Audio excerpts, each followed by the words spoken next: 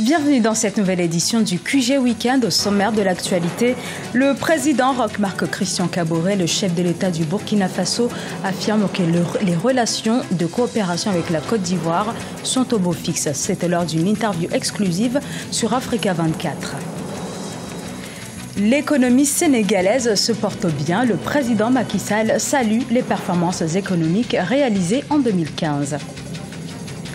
Football avec les requins bleus du Cap-Vert. Comment expliquer les succès de l'équipe? Élément de réponse à suivre dans cette édition. Dans une interview exclusive accordée à Africa 24, le président du Burkina Faso, Roch-Marc Christian Kaboré, évoque les relations entre son pays et la Côte d'Ivoire. Les deux États sont liés notamment sur le plan économique et financier qui s'inscrit dans le cadre du traité d'amitié et de coopération signé en 2009.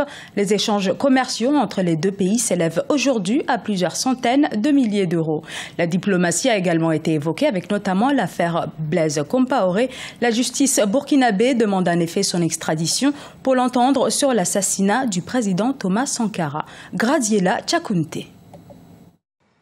Si certains craignaient une crispation des relations entre la Côte d'Ivoire et le Burkina Faso, le nouveau président Roch-Marc Christian Kaboré rassure, il n'en est rien. Dans une interview accordée à Africa 24 le 30 décembre 2015, le nouvel homme fort du pays des hommes intègres s'est exprimé sur la question.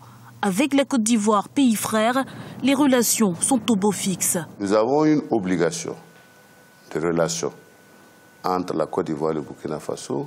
Nous avons 4 millions de Burkinabés qui vivent quand même en Côte d'Ivoire.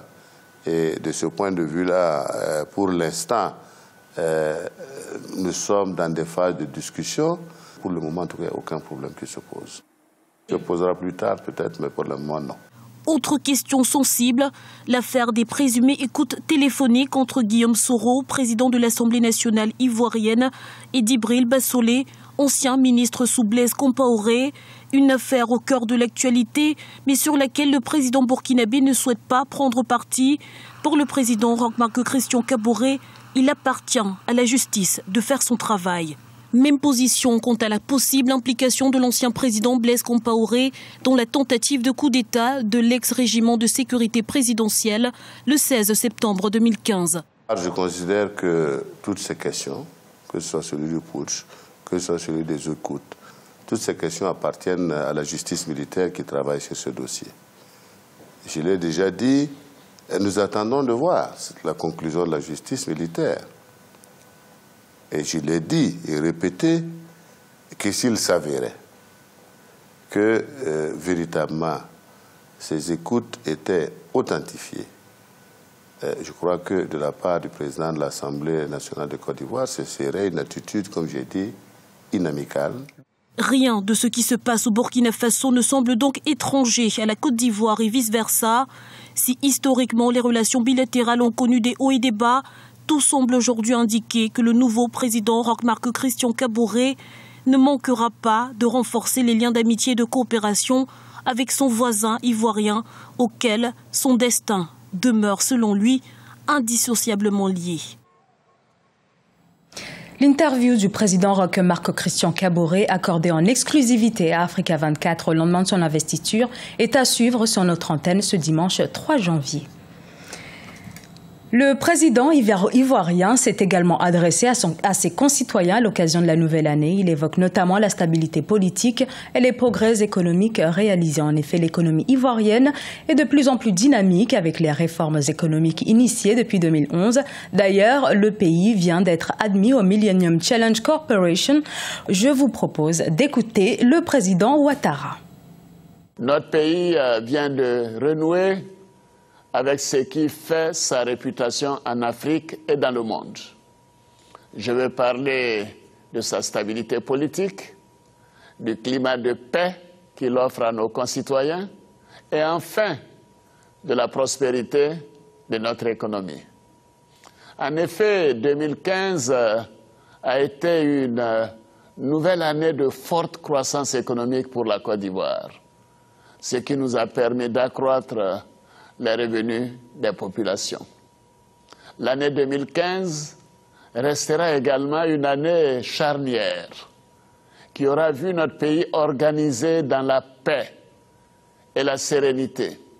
Une élection présidentielle dont tous les observateurs s'accordent à dire qu'elle a été exemplaire, crédible et transparente. En cette occasion, vous vous êtes exprimé librement et avec clarté sur mon bilan et sur ma vision pour la Côte d'Ivoire. En m'accordant un second mandat, vous avez montré au monde entier votre profond attachement à la démocratie et à la paix. Je suis très fier de chacune et de chacun d'entre vous. Lors de ses vœux à la nation, le président Alassane Ouattara a par ailleurs annoncé la grâce de plus de 3000 prisonniers. Discours de fin d'année toujours, le chef de l'État sénégalais, cette fois, Macky Sall, a tenu à saluer les performances économiques de son pays. En effet, le Sénégal a terminé l'année avec un taux de croissance économique prévisionnel de 6,4% et par ailleurs, le budget national a dépassé pour la toute première fois le seuil de 3 000 milliards de francs CFA. Olivia Hérédobré. Un bilan satisfaisant pour l'économie sénégalaise selon le président Macky Sall. Le chef de l'État sénégalais s'est adressé à ses compatriotes ce jeudi 31 décembre 2015. Dans son discours à la nation, il s'est félicité des bons résultats en matière de croissance, de maîtrise de l'inflation et du déficit public pour l'année 2015. Les bonnes performances de notre économie se consolident. En effet, les prévisions en fin 2015 situe notre taux de croissance économique à 6,4%. Au-delà d'une pluviométrie favorable, cette dynamique positive résulte aussi des efforts de mise en œuvre des projets et réformes phares du PSE. Assurément, nous sommes sur la bonne voie pour atteindre l'objectif moyen de 7% de taux de croissance annuel fixé dans le plan Sénégal émergent.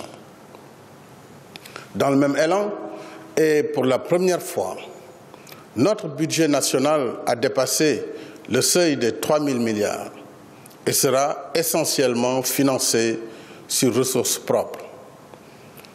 Mieux que les années précédentes, la campagne agricole a donné d'excellents résultats.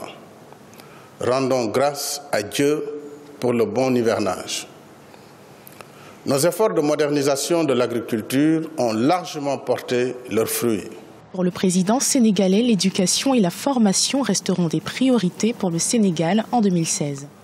Dans une société du savoir et du savoir-faire, je reste en effet convaincu que l'éducation et la formation de qualité conditionnent le progrès des nations.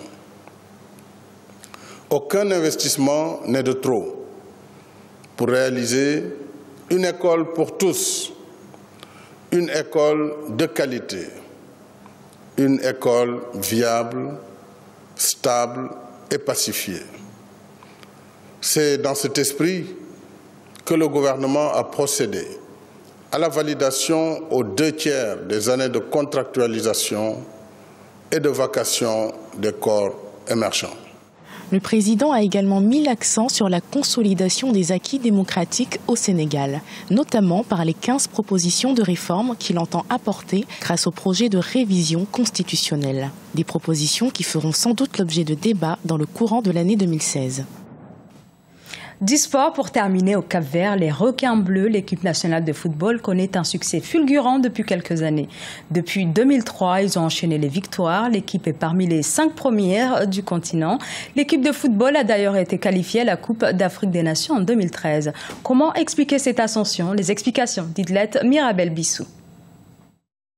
Le football capverdien connaît un essor sur le continent depuis quelques années.